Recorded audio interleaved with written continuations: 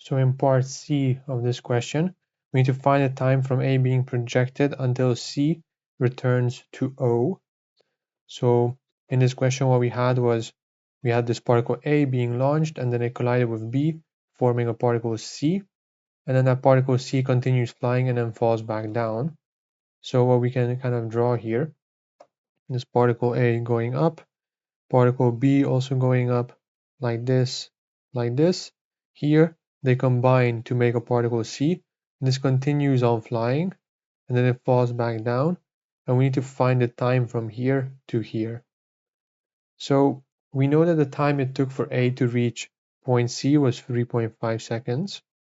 So we still need to find how much time it took to reach the maximum point and then fall down from the maximum point.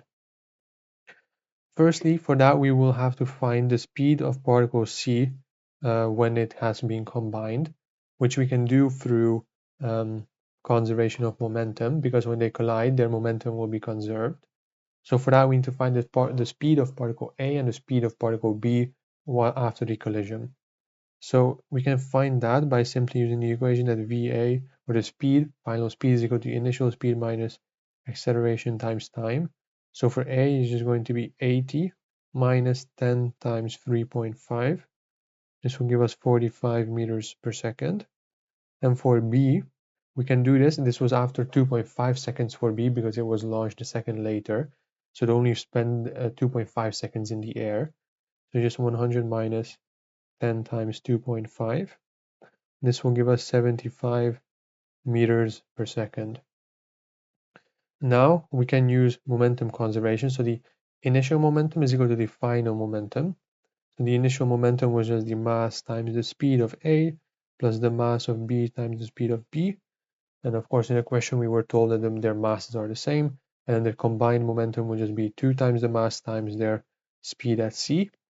And so what we can do here is just rearrange for VC. So this will just be, we can cancel out all the m's. You just have 120 over 2. This is equal to 60 meters per second. So now we know that the speed at which C was going up was 60 meters per second. All right, so now that we know this, we can find the time it took for C to reach its peak point, because there we know that the y component of the velocity must have been 0.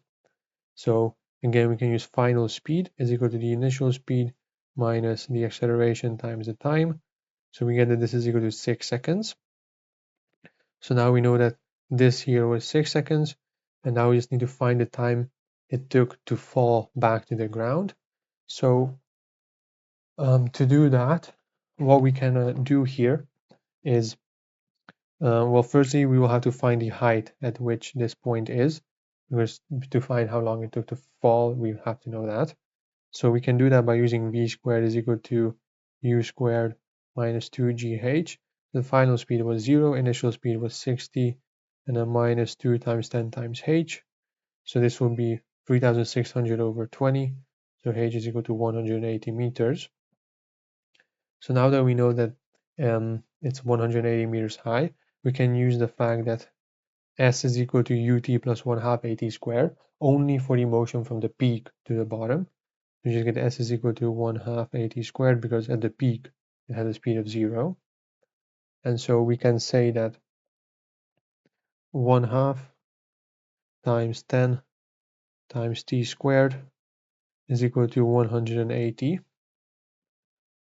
Okay, so from this we can find the time, which is, well, if we plug this into our calculator, we should get something around 8.93 seconds.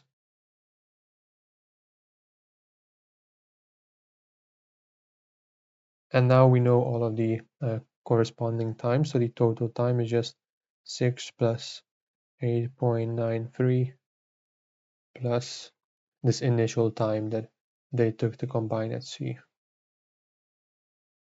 And if we add all of this up, then we should get 18.4 seconds